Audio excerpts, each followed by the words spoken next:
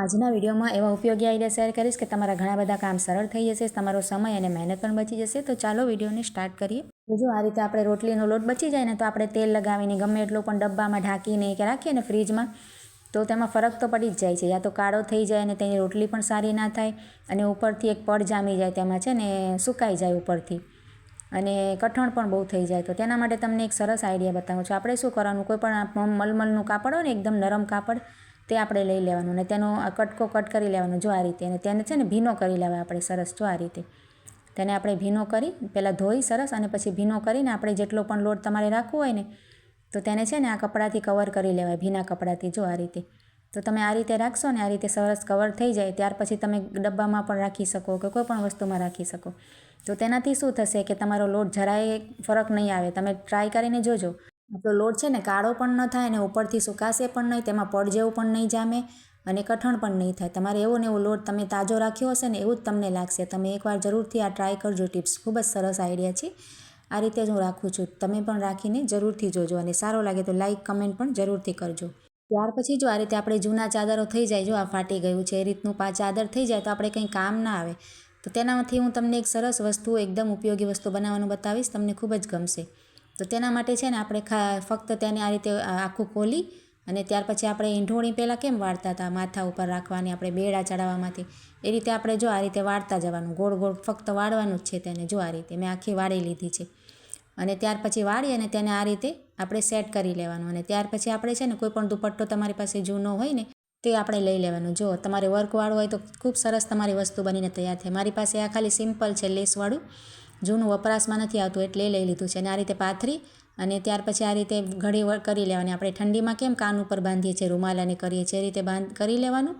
ત્યાર પછી આપણે રબડ લેવાનું અને રબડને આ રીતે વચ્ચોવચ્ચ છે ને 2-3 આંટા લગાવી દેવાના. આ રીતે જો તમને વિડીયોમાં બતાવું છું ને એ રીતે તૈયાર કરી લેવાનું આ રીતે.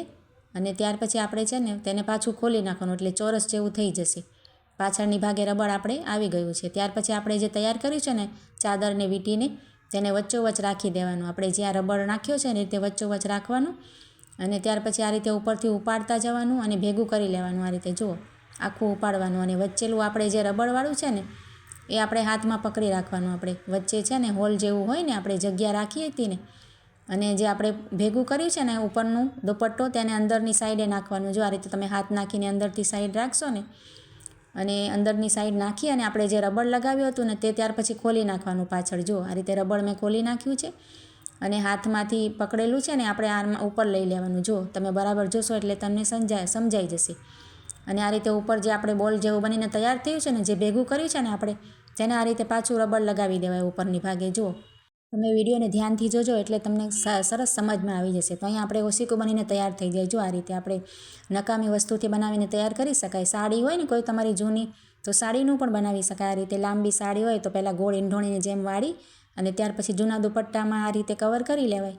મેં કર્યું ને એ રીતે તમારે. જો આ તો આ રીતે સોફા ઉપર આપણે સરસ રાખી શકાય કે બેડ ઉપર રાખી શકાય. નાના બાળકોને ખૂબ જ ગમે. જો આ રીતે તૈયાર કરી શકાય. ખૂબ જ સરસ લાગે રાખેલું હોય તો પણ.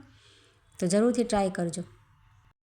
ત્યાર પછી જો આ રીતે આપણે ક્યારેક અગરબત્તી છે ને આપણે ઘરમાં સુવાસ માટે સરસ સળગાવતા હોઈએ પણ ખૂબ જ જલ્દીથી છે ને બળી જતી હોય છે. તો તેના માટે આપણે સરસ તમને વધારે ટકી રહે ને અગરબત્તી, તેના માટે આપણે શું કરવાનું, અગરબત્તી પર જરાક અમથું છે ને પાણી લગાવી દેવાય. જો આ રીતે પાણીવાળું હાથ કરી અને અગરબત્તીને ભીની કરી નાખવાની. આ રીતે જો વધારે નહીં, આપણે જરાક જ પાણી છાંટી અને આ રીતે તેની ઉપર કોટ કરી અને ત્યાર પછી તમે આ પાવડર પણ લગાવી શકો. કોઈ પણ તમને ખુશ્બુવાળો પાવડર, સુગંધવાળો હોય ને સરસ તમને ગમતો હોય ને તે આપણે આ રીતે તેની ઉપર છાંટી અને ત્યાર પછી તમે અગરબત્તીને સળગાવીને જોજો. તમારે ઘણા ટાઈમ સુધી અગરબત્તી છે ને બળશે પણ અને છે ને તેમાંથી સરસ સુગંધ આવશે. તમે ટ્રાય કરીને જોજો. ખૂબ જ સરસ આઈડિયા છે અને સારો લાગે તો લાઈક પણ જરૂરથી કરજો.